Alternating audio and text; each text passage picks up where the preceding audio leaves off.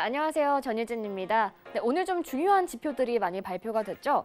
소매 판매 지표가 발표가 됐는데요. 생각보다 좀 지표가 좋게 나왔습니다. 하지만 미 증시는 좀 혼조세를 보이고 있는 상황인데요.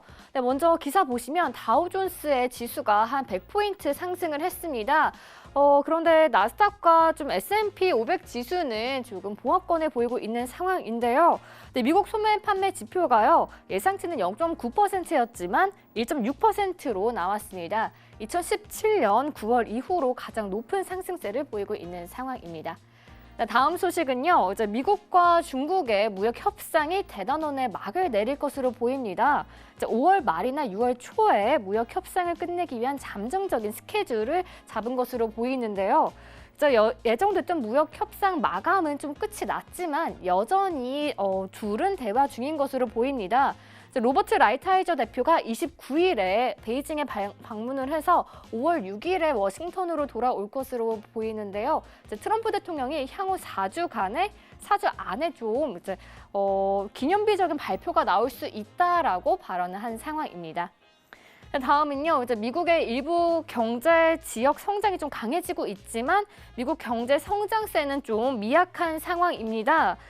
소비자 지출 보고가 좀 엇갈린 지표를 보이고 있는데요. 소매와 자동차 딜러, 농업 환경은 좀 부정적이었지만 관광은 좀 낙관적이었습니다. 대출 수요도 혼재가 됐지만 꾸준히 증가하는 것으로 보였는데요. 제조업 활동도 관련해서 우호적인 좀 지표를 보이고 있는 상황입니다. 미국이 계속해서 좀 고용에 관련해서 좋은 지표를 보이고 있는 상황인데요. 임금은 대부분 지역에서 숙련 및 비숙련 직종 모두 올해 초와 같이 좀 증가한 것으로 보입니다. 물가 상승률은 좀 완만한 것으로 보이는 상황입니다. 다음은요. 1분기 미국 경제 부진은 일시적인 것이라고 세인트루이스 연은 총재가 발언을 했습니다. 올해 좀 부진했던 미국 경제 지표가 향후 몇 달간 개선될 것이다라고 이야기를 했는데요. 2분기와 3분기에 들어서면서 더 좋은 모습을 보일 것이다라고 이야기를 한 상황입니다. 또 국채 금리 곡선도 더 가팔라질 것이다라고 예상을 했는데요. 현재 아까도 말씀드렸듯이 미국의 고용 상황이 좀 굉장히 좋은 상황입니다.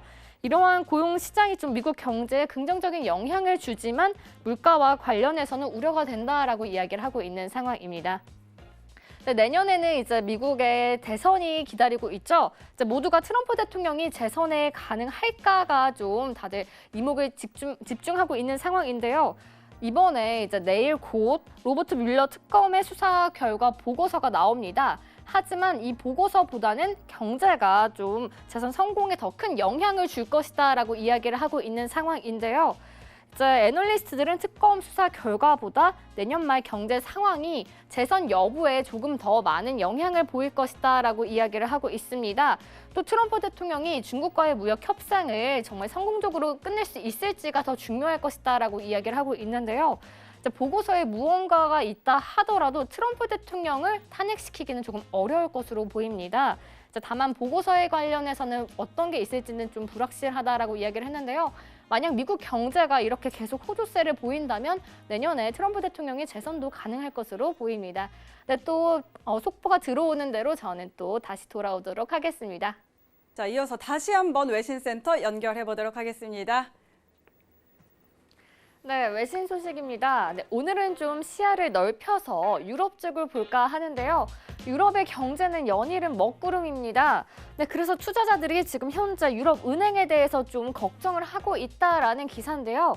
이렇게 살펴보시면요. 경제 성장 둔화와 또 미중 교역에 대한 불확실성, 브렉시트 때문에 좀 이번 분기 실적에 대한 우려를 제기한 상황입니다.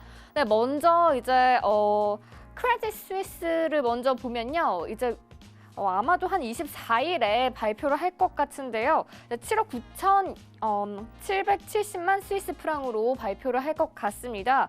뺨이 CEO로 취임을 한 뒤에 좀 많이 하락을 했는데요. 거의 한 40% 정도가 주가가 하락을 했습니다. 12개월 동안 거의 20% 정도 하락한 상황인데요. 그 다음은요. UBC를 살펴볼 텐데요. UBC를 살펴보면 25일 목요일에 발표할 예정입니다. 856백만 스위스 프랑으로 집계가 되고 있는 상황이고요. 미국 이외에 좀 경제가 안 좋으면서 1분기 투자은행 수익이 좀 3분의 1 정도 감소를 했다라는 그런 소식입니다. 주식은 한 23%가량 하락한 것으로 보입니다. 다음은 이제 바클레이스를 좀 살펴볼 텐데요.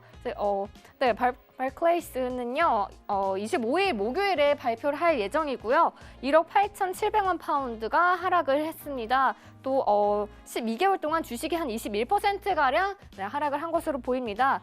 네, 마지막으로요, 이제 도이치뱅크에 대해서 좀 살펴볼 텐데요. 네, 도이치뱅크도 좀 상황이 안 좋습니다. 네, 1분기 실적을 26일에 발표할 예정인데요. 1억 3,050만 유로로 좀 안 좋을 것으로 예상이 되고요. 12개월 동안 35%가량 주가가 하락을 했습니다. 네, 이렇게 유럽 쪽이 좀 지표가 안 좋은데요. 이제 어떻게 될지 조금 더 지켜봐야 될 것 같습니다. 지금까지 외신 소식 전했습니다.